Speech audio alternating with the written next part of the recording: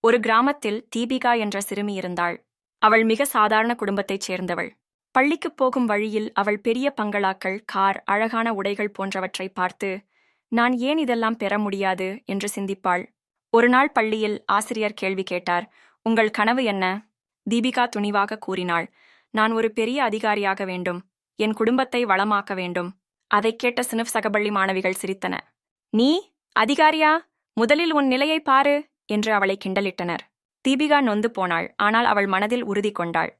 ஒருநாள் எனது கனவை நிச்சயம் உண்மையாக்குவேன். அந்த நாளிலிருந்து தீபிகா தனது வாழ்க்கையை மாற்றிக்கொண்டாள். பள்ளியில் கவனம் செலுத்தினாள். கூடவே எந்த சவாலாக இருந்தாலும் நம்பிக்கை இழக்காமல் உழைத்தாள். பல ஆண்டுகளுக்குப் பிறகு தீபிகா உண்மையிலேயே அதிகாரியாகி தனது குடும்பத்துக்கும் சமூகத்திற்கும் பெருமை சேர்த்தாள். தோல்வி வந்தாலும் கிண்டலே வந்தாலும் ஒரு பெண்ணாக நீங்கள் நினைத்ததை அடைய முடியும். உங்கள் கனவுகளை நம்பி உழைத்தால் உங்கள் வாழ்க்கையை மாற்ற உங்கள் கைதான் சக்தி.